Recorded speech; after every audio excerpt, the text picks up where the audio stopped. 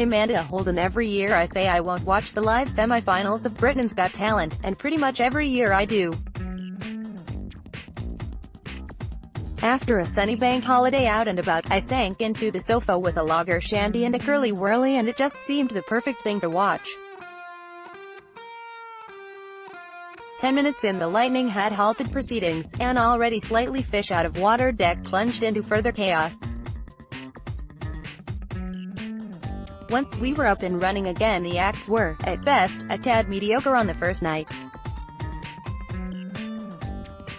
It was clear from the outset Lost Voice Man would triumph. He did, and deservedly so, and while the D-Day Darling sounded good, it was clearly the masterstroke of bringing on the veterans at the end that scooped them the second spot in Sunday's live final. But what was that escapologist act all about? I, quite frankly, was traumatized by it.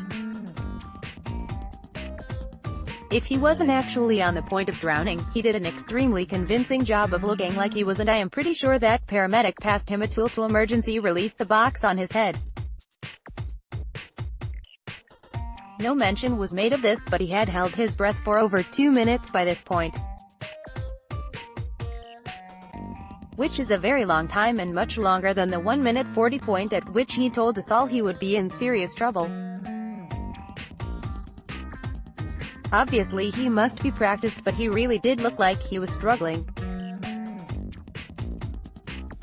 I did not find it entertaining. Watching someone looking like they may very possibly be dying is not my idea of a fun night out at the theater. And I am pretty sure whichever royal they send forth for the pleasure of this year's show won't either. Other than that, last night we had a lot of kids running about whilst zombies chased them, someone rushed through and pressed all the buzzers, and a couple of comedians who fell very flat. In short, it is all the fun of the fair, except without Ant. It still seems very odd to see Dak on his own. They kept placing him up in the audience, presumably to try and hide the fact he is on stage on his own, and the jokes are a bit awkward. Maybe they are saving all the best acts for later in the week, but I disagree with Amanda, who thinks this is the most talent-filled season so far.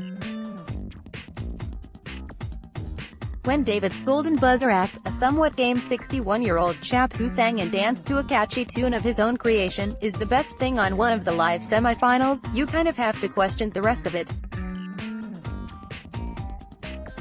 But no doubt I will still tune in on Sunday, just to see who triumphs.